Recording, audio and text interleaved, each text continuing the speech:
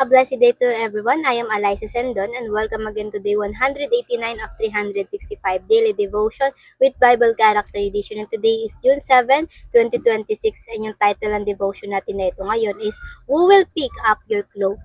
And yung character na ating tatalakayin is si Elijah and Elisha. So this is a transition of a new prophet which is si Elisha, ang disciple ni Elijah. So, si Elijah and Elisha, marami na silang pinagdaanan na magkasama. And when it is the time na kailangan na ni Elijah, si Elisha, he trained his faith so well. And for our scripture for today, ito ay mababasa natin sa 2 Kings chapter 2 verse 8 to 9. And it says, Then Elijah folded his cloak together and struck the water with it. The river divided, and the two of them went across on the dry ground. So, nahati yung dagat. Ito yung katulad ng ginawa ni Moses, nung nahati ni Moses yung dagat at ni Joshua. And when they came to the other side, Elijah said to Elisha, Tell me what I can do for you before I am taken away. And Elisha replied, Please let me inherit a double share of your spirit and become your ancestor. So, napakalaking nito.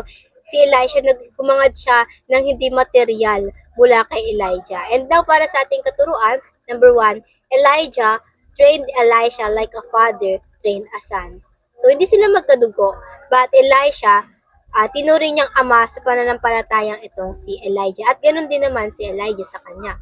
Pangalawa, Elisha asked for a double portion of Elijah's spirit.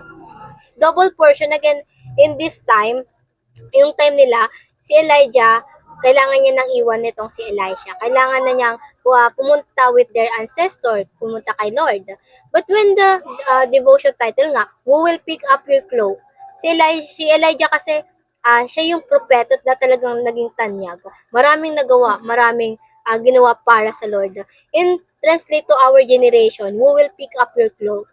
Sino yung susunod sa iyong mga yapak?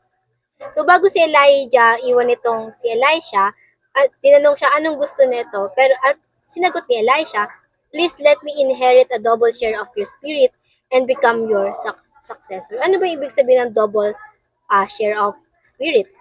Double share are given to those firstborn at sa time nila. And since si Elisha, tinrato niya ang ama tong si Elijah, he asking to be his firstborn to inherit not the material wealth, yung mga bagay na meron sila, but the prophetic ministry. Gusto niyang sundan yung yapak na ginagawa ni Elijah.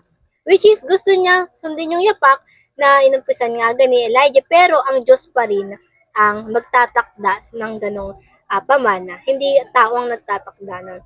So, sabi nga dito sa 2 King verse 2, chapter 2 King chapter 2 verse 10. Sabi ni Elijah, you have asked a difficult thing. Elijah replied, If you see me when I am taken from you, then you will get your request. But if not, then you won't. Kasi again, hindi naman si Elijah ang magdedesisyon ng ganong pamana, kundi ang Lord. And pangatlo, Elisha performed more miracles than Elijah. Si Elijah in total na miracle na na-perform niya is 8. But when Elisha term, he performed double, 16. Marami siyang nagawa at mga naulit na miracle na katulad kay Elijah. At isa na nga rin dito, yung paghati ng dagat. And now, para naman sa ating application, number 1, be a spiritual father or mother to someone. Ito kasi yung duty natin dito sa mundo, at ito yung ilalatag natin sa Panginoon sa oras na tayo ay humarap na at tinanong niya kung paano natin nilid yung pamilya natin, yung sino man sa ating mga buhay na pinadala ng Diyos. Siyempre, before leading someone, you must be led first. Hindi ka dapat ligaw. At unahin mo yung pamilya mo pag naglilid ka. This could be either your child or member of your family.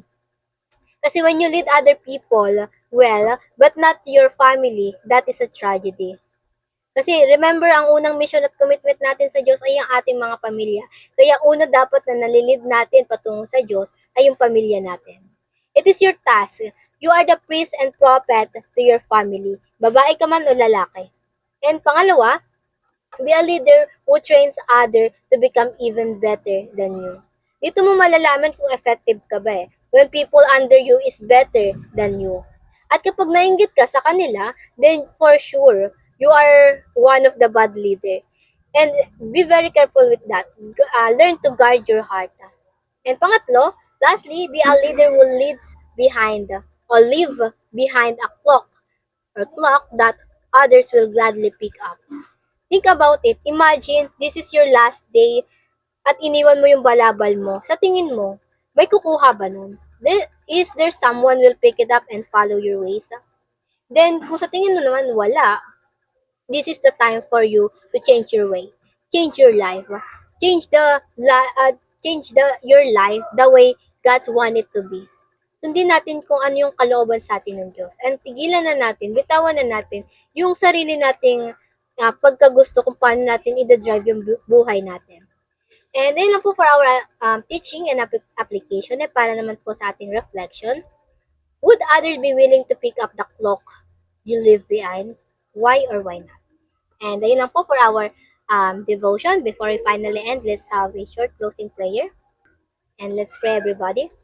Father God, we thank you and glorify you, Lord, for every minute in our life, Lord God. Tinutulungan mo kami. Maraming salamat sa mga taong dinako mo sa aming landas, Panginoon. At alam namin, Panginoon, na kayo ang siyang nagdala sa kanila at kayo ang siyang may gustong mission para sa kanila. Pakagamitin mo lamang kami, Panginoon, para sa kanilang buhay patungo sa iyo, Panginoon. Lord, pakalakasin mo kami at bigyan mo kami, Panginoon, na aming mga pangangailangan sa aming sa iyong ministry, Lord God, na tinatapakan namin na aming pinagpapatuloy, Panginoon. Panginoon, maraming salamat ng pagkakataon, Lord God, na binabago mo at inaayos mo ang mga puso namin, Panginoon. Patawarin mo kami, Panginoon, at i-correct mo po yung posture ng aming heart, Lord, at ikaw nawa ang palagi siyang madakila at mataas ang iyong pangalan sa aming buhay. Ayun lamang po, in Jesus' name I prayed. Amen and amen and amen. At ayun lang po, I hope marami tayong natutunan at matututunan pa. And I pray na sama-sama sana tayong lumago para sa Panginoon. See you again tomorrow for our devotion. Have a nice day ahead and God bless.